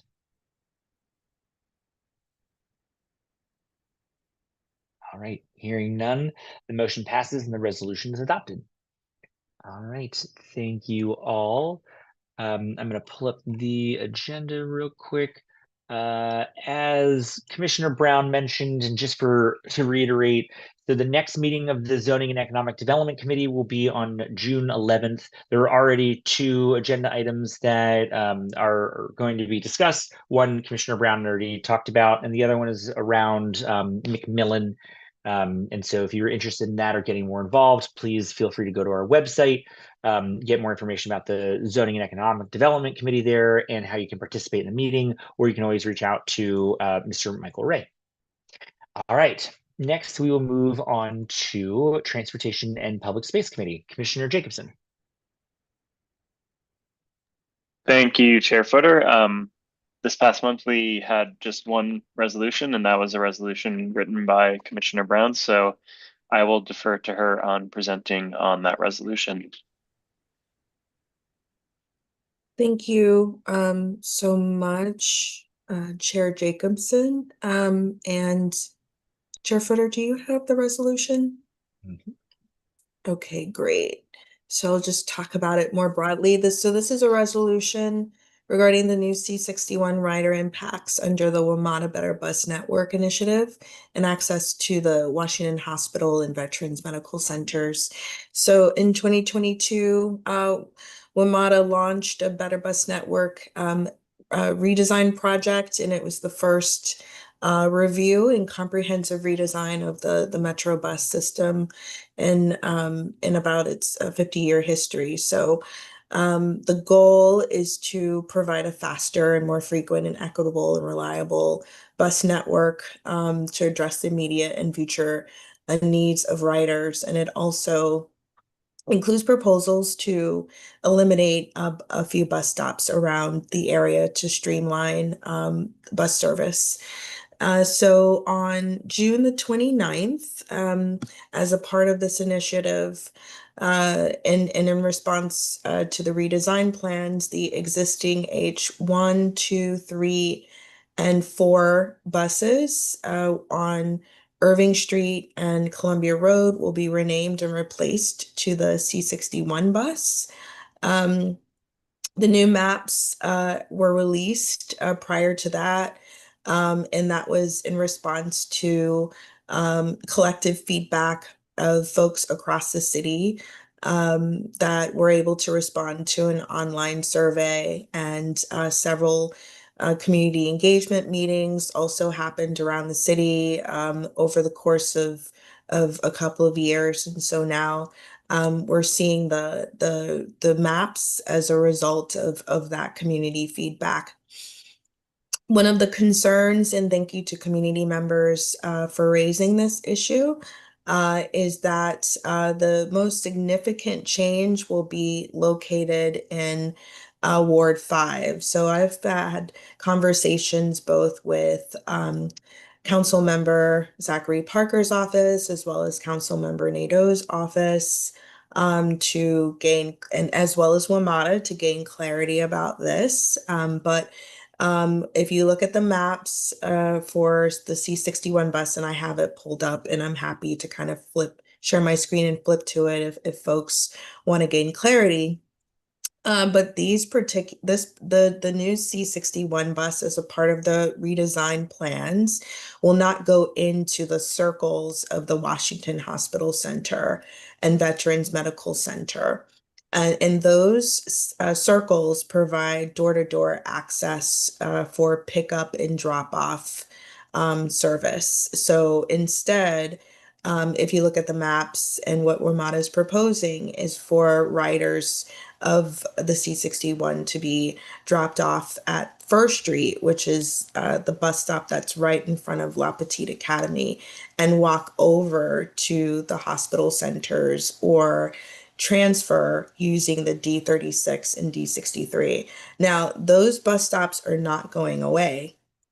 It's just these new plans would propose that drop off would happen on First Street instead of the hospital, right at the hospital center circles. A part of that feedback was because riders of the H2 and H4 had mentioned significant delays in going to the bus to the bus through the bus circles. However, there are express buses that we can use, such as the H2 and the H3, if we didn't want to experience riding all the way into the circles. But since it's all consolidated into the C61, there will be no access for Ward 1 users. So again, this wouldn't impact Ward 5 for folks that take the D36 or the D63, only Ward 1. And so this resolution would offer a recommendation to revert it back when the new changes kick in on the 29th. So this has just been an ongoing discussion that I and other community members have been having with WMATA. And this resolution would leverage our great weight to make that those voices and these concerns raised would be elevated even further. So Chair Footer, Chair Jacobson, I kick it back over to you. Thank you, Commissioner Brown. I'll just echo a lot of her concerns with this. This is something that wasn't very clear on the maps when we first got them, so it's hard to catch it until they started releasing more details about the stops. And our committee had a quorum this month, and the decision was unanimous to support this. So hopefully the rest of the commissioners here will support the resolution. And then open it to questions for whoever has questions. Commissioners, questions?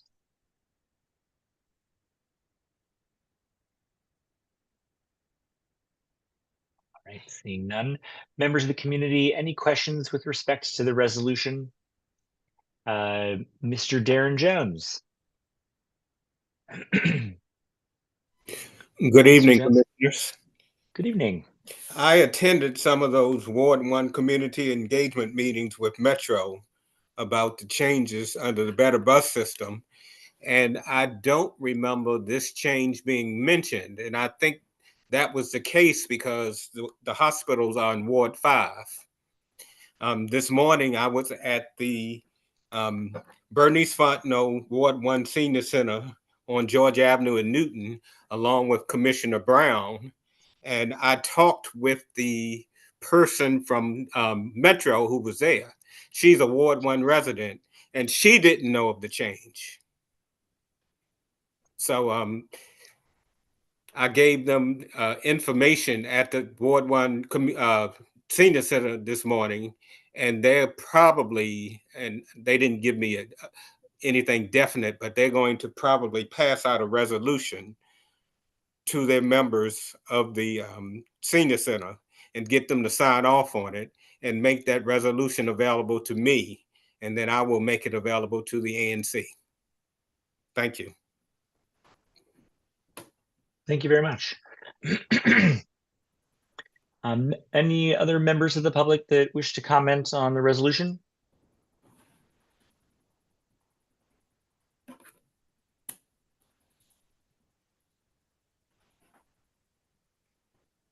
All right. Hearing none.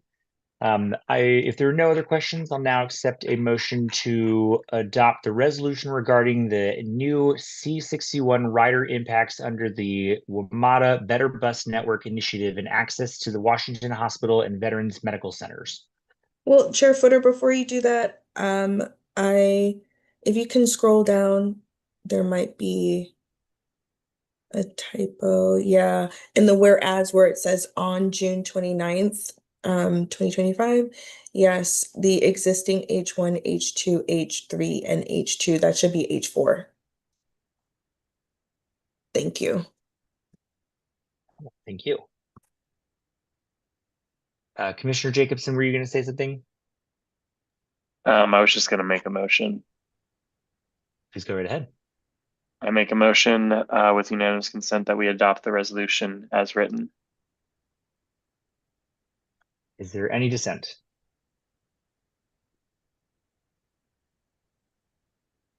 All right. Hearing none, the motion passes and the resolution is adopted. All right. Commissioner Jacobson, anything else? I'll pull up the agenda. Nope, just that our next meeting is on this coming Tuesday, which is different from the usual day. So just to note that it's on Tuesday, June the 3rd and not the Wednesday. Thank you for your time tonight. Thank you very much. All right, next we'll move to Public Safety and Engagement Committee. Commissioner Newland.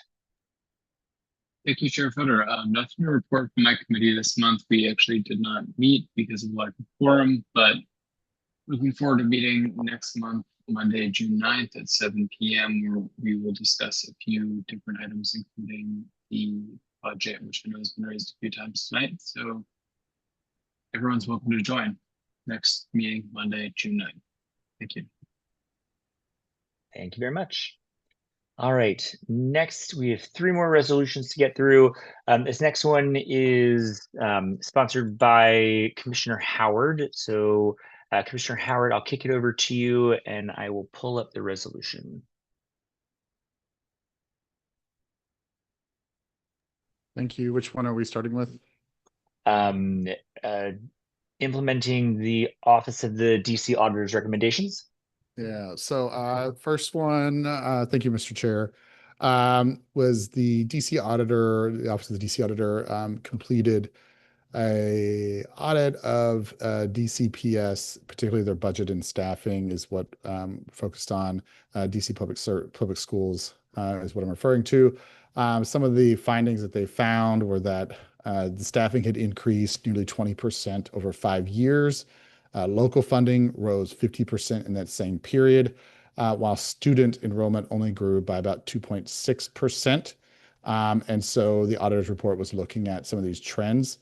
What the auditor was raising some concern about, and I think this resolution states and hoping to get support on, is a concern that the growth in central office and administrative positions has far outpaced classroom needs.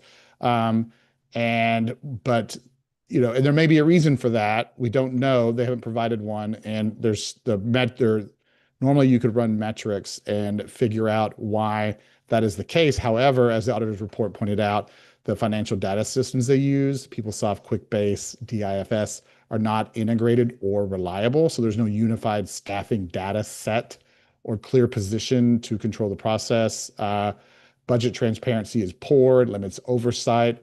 And so what our resolution is geared towards, as we think there's such a good story to tell and where DC public schools have come over the years, and that we're starting to see a lot of performance metrics increase, a lot of classroom sizes shrink. There are certainly budget concerns. I think we all want to see more funds go to our kids. I think the concern is that there's a lot of money going towards the middle management, so to speak, and so what we are wanting to ensure is that there's a good reason for that, and that if it's not, let's direct it to the classroom and to the students across the district who need the best education possible. So essentially, we are affirming everything, we're affirming the key findings in the auditor's report. There's nothing new here, but affirming and urging the DC Council, DC Public Schools, Office of Superintendent, State Board of Education, and ODCA to adopt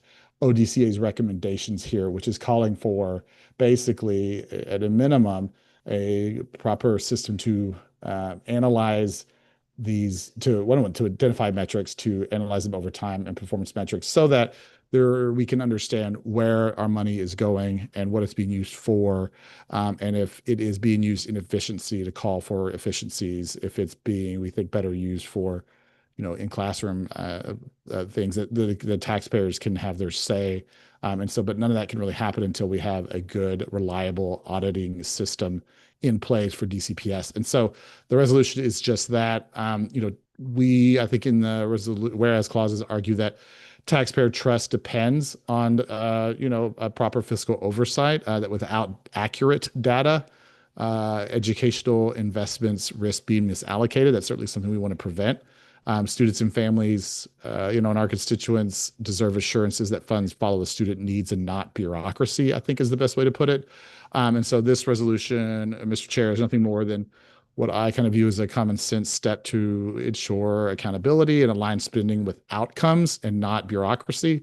And so we are hopeful that these folks will review these proposals and propose recommendations and adopt them. And that is essentially the resolution is that ANC 1E supports the folks trying to implement the reforms recommended in the DC auditor's report. I will drop that auditor's report here in the chat so folks can look at it if they like. And we'll obviously post it with the materials afterwards, but I'm happy to answer any questions there. Thank you very much. Any questions, commissioners?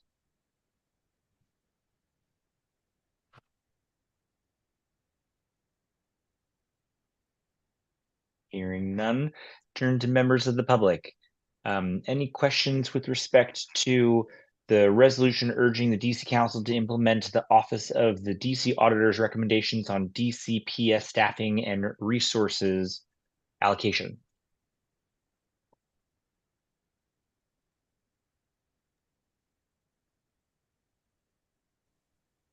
Right. Seeing none, if there are no other questions, then I'll now accept a motion to adopt the resolution urging the DC Council to implement the Office of the DC Auditor's recommendations on DCPS staffing and resource allocation. I move we accept by unanimous consent. Thank you very much. Is there any dissent?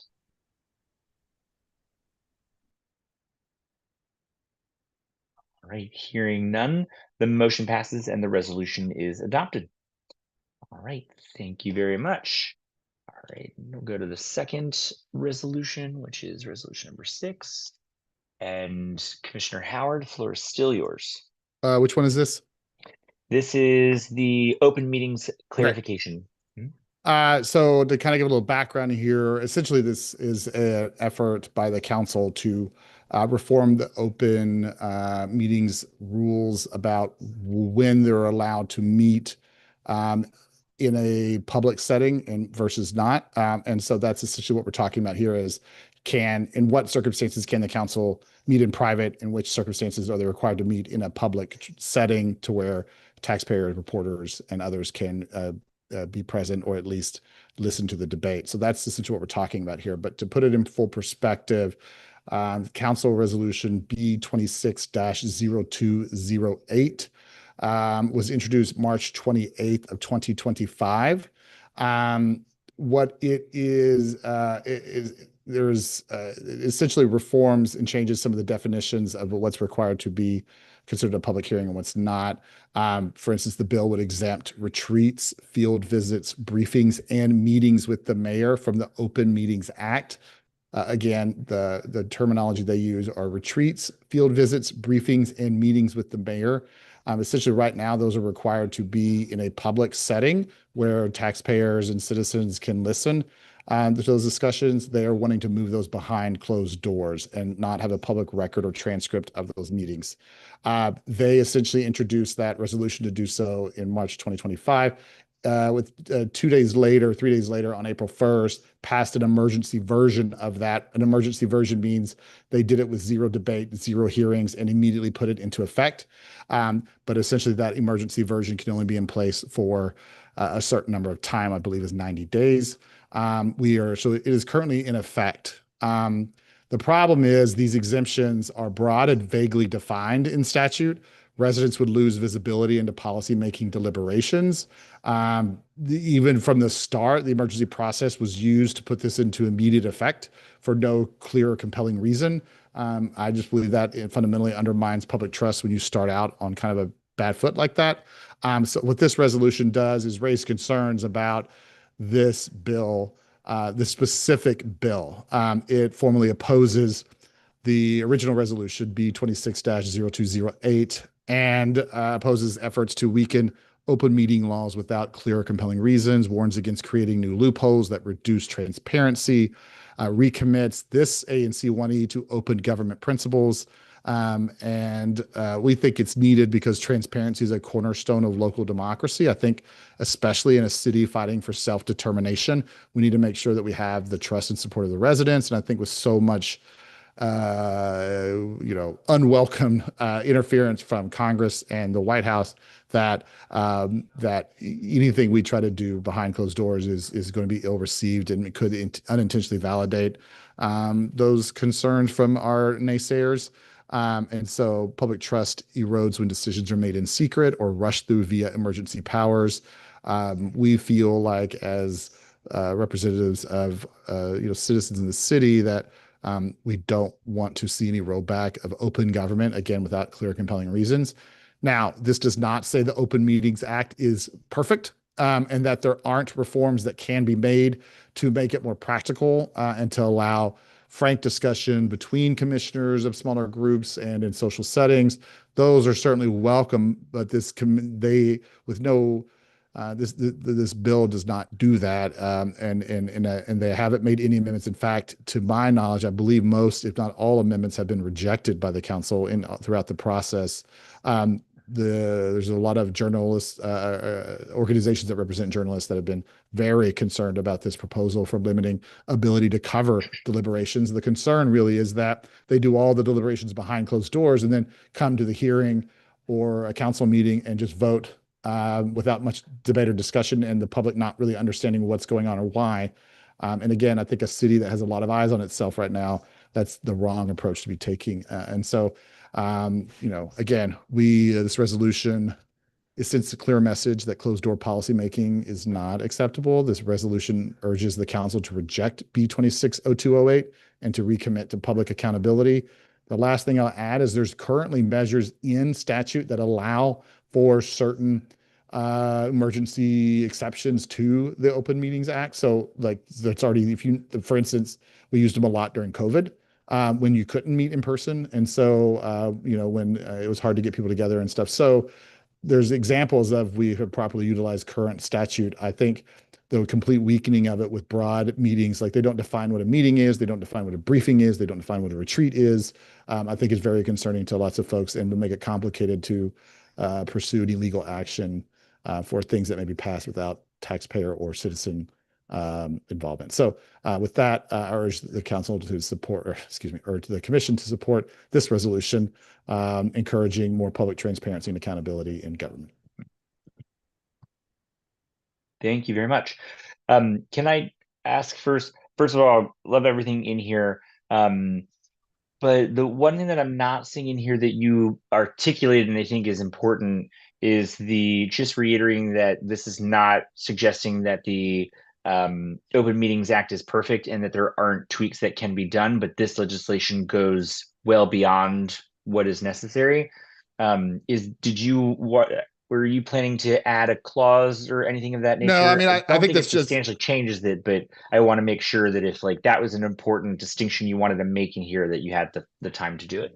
We could certainly add it. I think generally when you're opposing a reform, the onus is on the council to, I think our onus is I try to debate the question that's in front of us always in these kind of resolutions, to not take into account what they could or could not otherwise do. So I'm happy to add that. It certainly doesn't hurt it. That's just why I didn't originally put it in there, because I think obvious. I just think that anyway, it's certainly, I'm fine sticking in there. That's why I didn't put it in there. It's just kind of obvious that you can do those things to me. So I welcome it. I don't think it hurts it at all. It probably does help it. I don't Commissioners, know any the other process questions? for that. Yeah, well, we would just edit it. We're a little Okay. informal when it comes to that, but it is not necessary. So, commissioners, any other questions?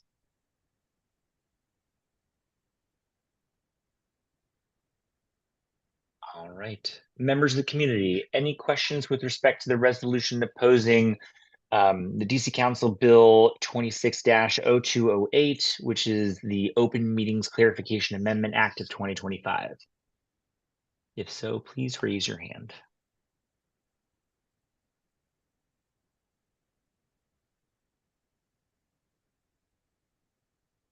All right, seeing none, if there are no other questions, I'll take a motion to support the resolution opposing B 26-0208, the Open Meetings Clarification Amendment Act of 2025.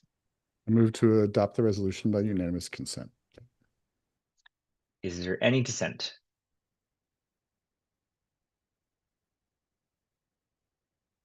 Right, seeing, hearing none, the motion passes and the resolution is adopted. All right, and one more resolution. Is this the final resolution on Pepco? Yes. Right. And this is something that Commissioner Grant and I have been dealing with, and I think even more so other commissioners as well. But I live at Manor and Park Place in Parkview, and in the last 8 or 9 months, we've had 8 extended power outages. Extended power outages being where we've lost complete power for more than 2 hours. Those incidents have occurred on, 5 prolonged outages. Those have occurred in June 2024, July 2024, April 2025, April 2025, and May 2025. We had Pepco here at the last ANC meeting. They offered really no explanation, plan, or timeline about what's going on. I understand that process is going to take some time. So, I think what happened was we had that meeting on the 23rd, and then after that, 2 more power outages happened, and it was just kind of I've heard a lot of folks in ANC 1E, particularly along Manor and Park, express very strong frustration at what seems to be, a very localized area that is creating a lot of problems. And so, in communicating with Pepco, who's taking time, but what I did was file a official complaint with the Office of People's Counsel, like a formal inquiry, asking them to look into this because they are essentially the folks that regulate the public utilities. This comes on the heels of Pepco asking to raise the rates, which was granted. And so rates have been going up for consumers and customers in the District of Columbia, and yet our reliability is going down, and our infrastructures keep failing, and we keep getting these power disruptions. There's a senior in my area that's on an oxygen tank. There's a student, a lawyer who said she had a court hearing that wasn't able to attend because the power went out. So like these are affecting people's lives and livelihoods. And so essentially I filed as commissioner for ANC 1E01 a complaint. What I'm asking for is a resolution to support the call for a formal inquiry. We're asking them to investigate Pepco's performance and demand corrective action, seeking direct engagement between the Office of People's Counsel, residents, and this commission. I'm directing this commission to transmit the resolution to the folks, to OPC, PSC, and the council. Again, residents are being charged more while receiving worse service. I think ratepayers deserve a clear reliability plan, not vague corporate statements. Regulatory accountability is essential here, particularly in lieu of a recent rate increase. So we are just trying to ensure that the folks who are expecting reliable service get reliable service, and they're not ignored or charged more money with less reliability. And so we are hopeful that OPC acts here and really tries to figure out what's going on here. We're not being accusatory at all. Don't know whose fault this is. If it's just a freak natural occurrence where there's just this pocket of area of DC that just has these issues. And so far, it's been a variety of different issues. So there is that acknowledgement here. And I will say that the folks that Pepco has sent out have been extremely friendly responsive as much as they can. I've witnessed residences going up to these service workers who are out here or sometimes late at night trying to get it done, and we are grateful for their service to the community. And just, they were very nice and respectful and courteous to all the folks who came out to see what was going on and what they were doing and then get the time restored. I know that's not an easy thing to endure for hours on end, but the Pepco workers have been great. I do want to say that, and that has nothing to do with them. So anyway, this is just a resolution asking to basically affirm this council's position that OPC should look into this. And of course, we're still pursuing Pepco, and hopefully they get an answer back to us as well. Thank you very much. Commissioner Howard, we typically don't include a clause here where it's suggesting the transmittal to the organizations. We just have it kind of written down here. Sure. Do you feel strongly about including this here? Nope, I just thought it was custom. And then on that note, when for this and the other 3 resolutions, I did take a stab at just putting some of the things in here, but if you can get the emails and anybody else that you want, yep. You want to add that. Commissioners, any questions?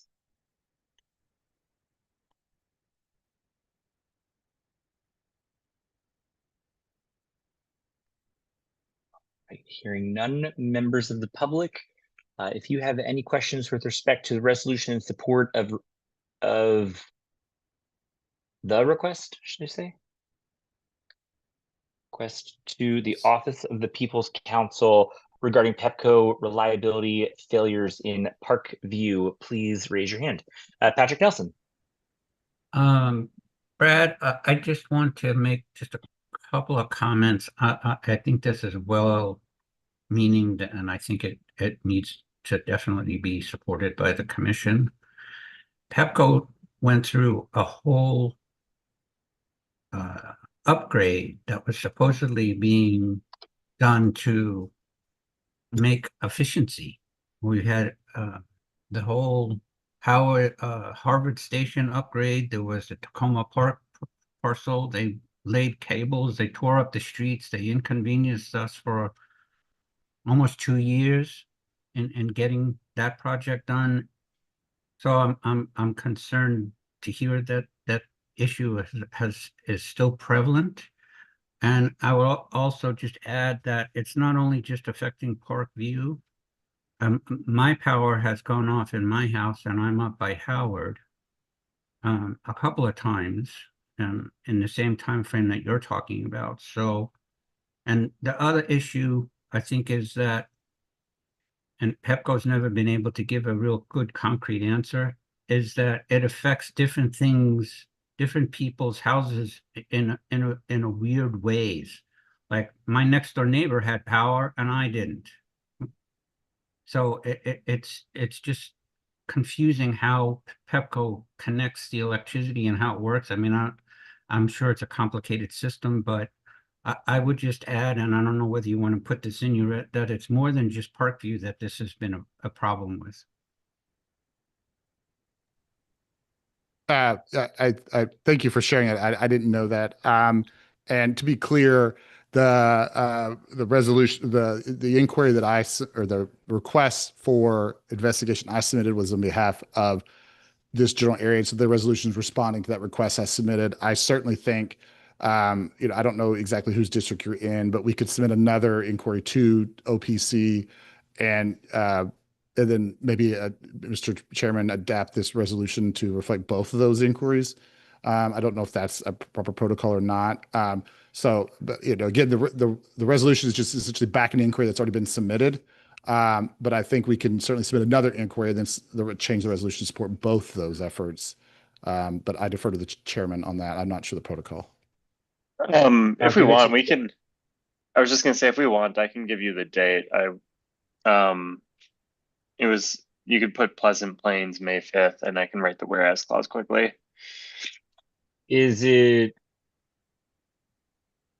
Well, again, Commissioner Jacobson, my point is, this is designed to support the the OPC inquiry that's already been submitted. So like that's not going to change what OPC is received. You know what I'm saying? So that's why I think it may need to be submitted OPC inquiry for Pleasant Plains and then adapt this resolution. You could do both is kind of what I'm suggesting. Or do a resolution like this that's targeted specifically Correct. to That's that yep. one. That makes sense, Commissioner Jacobson? That's fair. I think this basically applies to both, right? I mean, I get that this is related to an OPC request, but we could put this resolution out there for both and then file a separate OPC request. I don't know how much it actually matters because I think pushing on OPC to address either of them is fine. I'm just thinking an additional data point that we can add to the OPC request might help. I agree with that. I would love to add that it's, you know, a broader issue for sure. And I also think that it's important that it's being addressed to Pepco, because if they know that it's, which I'm sure they do, that it's more than one location that this is affecting. That, like you said, Brad, this is something that you put in for this, but they need to be hounded on the fact that it's not just this one area. This is something that you're addressing, but it's other areas that are being affected, and they're just not being transparent about what they're doing. Yeah, to be, I mean, yes, but to be fair too, like, I think I think one of the things I would like to know, we've asked this of Pepco to get back to us, is this a truly isolated instance to just Parkview area, or is it broader? And number two, what is the cause of each of these, which they're still investigating? Is there a trend or a correlation or causation there? Because from based on my knowledge, these are not tied to any extreme weather events. Like there was no storm, there was no extreme heat when each of these instances happened. I mean, it was hot in July and that was rough, but like it wasn't extreme. And then like thirdly, you know, like, is this something that's in the plans to be fixed, or is this something they need to like really kind of add into their system here? Because I think any power outage is frustrating, but to have 5 or 6 in a matter of 8 months is really alarming. I think to residents here, and to your point, it's, you know, broader than just here. So I think those are some things we have asked of Petco, and that was a result of the last month's meeting. I told Petco that I was submitting this complaint to, or the request for inquiry to OPC, because of the 2 power outages that happened the 3 days after that meeting. And so I was like, I just need to elevate this urgency with you all. I know you're working through it, but like we need answers sooner rather than later, particularly as we approach the hotter months. Is there a place that we can go, a centralized location that actually like tracks any power outages? Pepco or otherwise? You could attract a current and active power outages. I don't know about previous ones. That's a great question. I just don't know. There's a website that has the data. And I've seen folks report off of it. I don't know how to get the data from that website though. That's what I was going to mention. Typically, these assets are pretty well guarded when it comes to putting them on a map. And I think that it speaks to Commissioner Howard's point in creating this resolution is the, lack of transparency across the board within the area of, what the, as Mr. Nelson mentioned, what the improvements have resulted in. So this asset class is usually pretty protected and can be difficult to get a hold of. So I think maybe the best way to get a hold of a map may be through the Office of the People's Counsel. I'm just trying to think if it would behoove us to each SMD, let's try and figure out if there have been power outages in the, within the last year, add those to this. But if that information is not readily available, it may not be. I think that maybe if we were to pass this resolution and then put it on our committee of the whole agenda for the next month, essentially adapting this resolution, as you mentioned, Commissioner Footer, for every single member district, even if we can't get the data, to adapt this resolution to say not just reliability failures in Parkview, also the rest of ANC 1E that might help us both pass this resolution as well as have a solution upcoming for the rest of the ANC. I'm less knowledgeable about the People's Council. Is it a good idea?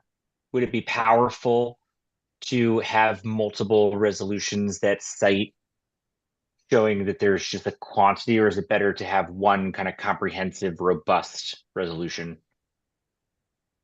I think you're better off with multiple ones. So, and if people are okay with it, my recommendation would be pass this as is. Let's do the due diligence in the next month to take this as the format and then adapt it so that it is relevant to individual SMDs if they are having issues and want to pass something like this. And then the thought process here would be that having multiple, there's more power in having things that are outlined very specifically and having multiple things like this to showcase and call on the council. Does that sound good? I support That's table. great. Yeah. And I was just going to add, there is a website that you can purchase this data from. It doesn't say how much it costs, but you can purchase data for historical power outages, and it does include DC data. So we could explore that. We do have plenty of money in the budget. How much does it cost, I can email them and ask them and see how much they charge. I mean, it doesn't hurt for me to do that. So I'll take that as a follow-up and see what it costs in case OPC doesn't have the data or if PEPCO doesn't share the data. Yeah. Just so we don't delay it even further, do we want to just do a quick line item, a quick approval of like $500 to purchase a data set that will help us to research? Sure. Not in this. So this will be separate. Yeah. I'm just asking if like Well, separately. I think I move to table this resolution and bring it up at the next hearing so we can dispense with that motion first. Are you sure? I don't think we need to table it. No, I think we should continue with this. Oh, okay. Yeah. Yeah. Then Worst case, we pass the same resolution a month from now with more SMDs. Okay. Yeah. Then I withdraw my motion, instead move to adopt by unanimous consent. Is there any dissent? Hearing none, motion passes and the resolution is adopted. And then, Mr. Chair, I move to authorize the commission to expend up to $500 to further investigate research and data, to pull data and research into help investigate broader trends related to PEPCO power outages. I can't remember the rules. Do we need to amend the budget first in order to do that? No, or can we amend the budget after the fact? No, as long as as long as there is a line item in the budget that would support it, office supplies, something along those lines, then it's up to you where you connect it. It's more of us just approving the actual expenditure. Do we have that in there somewhere in our budget? I'm trying to remember. Do you want to pull up the budget real quick? That's what I'm searching for. I'm trying to remember where we stored it. Hold on, I can. Not the sort of thing that I burn into my brain. I So think we go back to December, it. Yeah, we it think would we have passed been in December. How were we going? October, actually. Survey? What line item was the survey that we were looking at going to go under? Because this is something similar in terms of like research. You can pop it in that line item. Yeah, what did we put that under? It would have been. Well, did we approve the survey? I don't think we ever approved it. No, We were I still don't know doing if a we lot of ever research. made a line item for it. Ooh. I guess I assumed we thought we knew where we were putting it. Oh, let's say, let me just get the.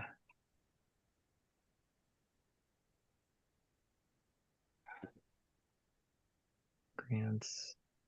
I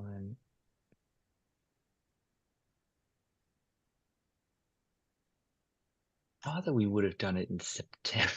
Excuse me, September.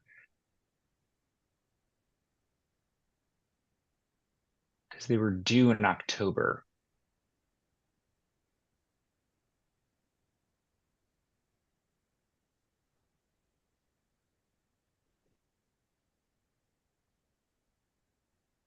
Sorry, give me one more second.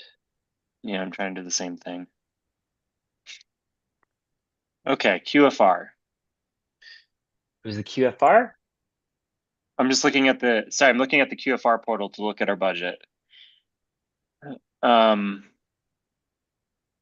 Okay, yeah, no, this feels like it would be fine because we have budgeted for 2025 personnel $3,000, direct office $3,000, communications $3,000, office supply $3,000.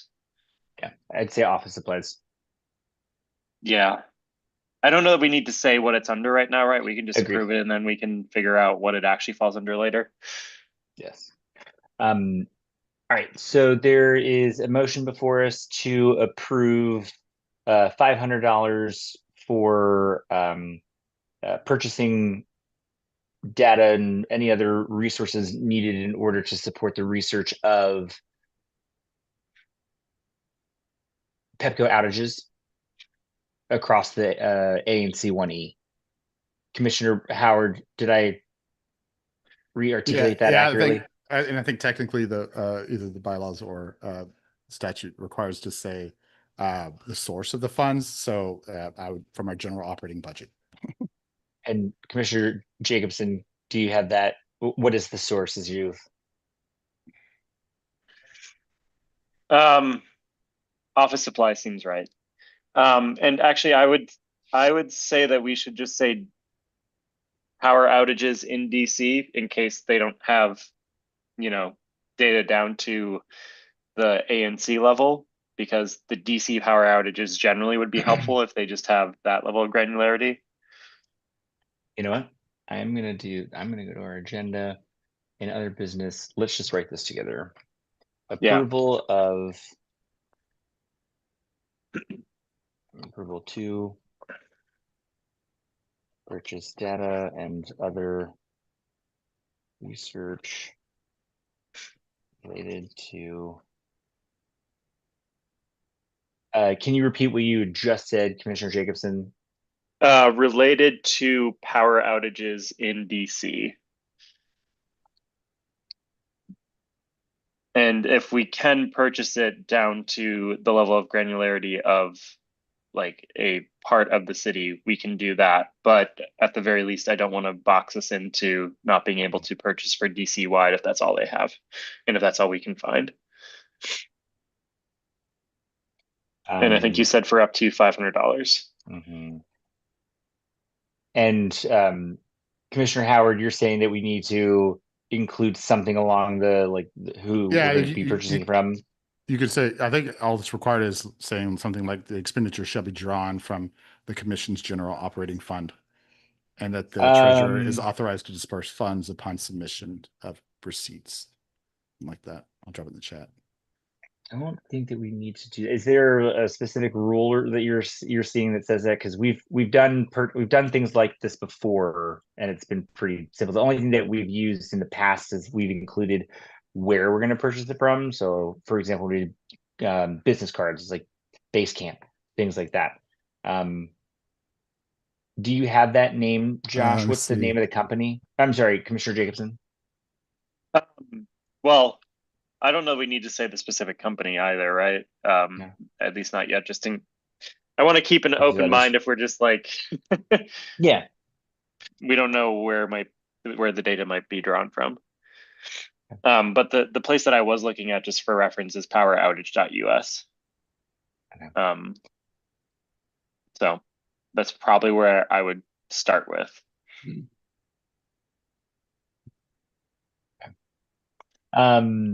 All right, so there is a motion before us to approve the purchase data and other research related to power outages in DC up to $500. Do I have Commissioner Brown? Well, since we just questions, since we already voted on the agenda, will we need two motions, one to amend the agenda and then two to vote on this a vote on this or a motion to vote on this particular agenda item? Technically, Yeah. yes. If you read the rules, technically we need to amend the agenda for anything that was added new during the business. meeting. Yeah. Okay. Yeah, but I think you can do it as one motion, I believe. So I just typed it in there. There. I move Okay. to amend the agenda. I move with unanimous consent to amend the agenda to add a new business item authorizing a $500 expenditure for data collection and research related to power outages affecting DC residents. Yeah. Second. Well, I did unanimous consent, so we don't even need to do the second. Good point. Yeah, good point. You have to worry about shall versus All right. may versus can. Indeed. All right. So with that, we are voting right now to amend the agenda to include this. All those in favor, excuse me. No, if there's any dissent, yes. No dissent. No dissent. All right. The motion passes. The agenda has been amended, and it is here now. Accepted a motion to approve the purchase of data and other research related to power outages in DC up to $500. So moved. So moved with unanimous consent. Oh yeah, good call. Commissioner Howard, do you accept the friendly amendment to include unanimous consent? Sure. Your motion. yes. Thank you. So is there any dissent?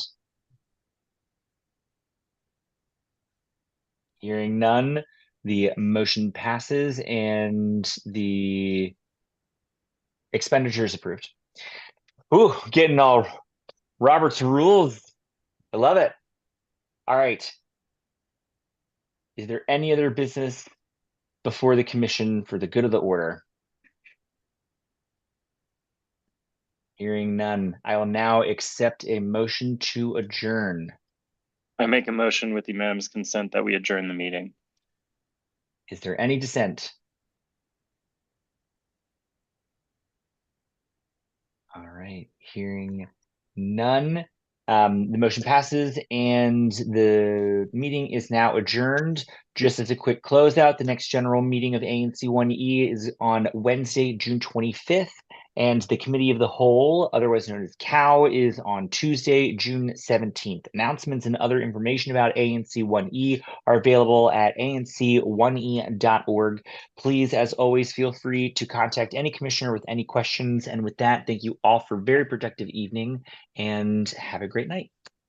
Bye, everybody. Bye. Have a good night. Bye. Thanks, everyone.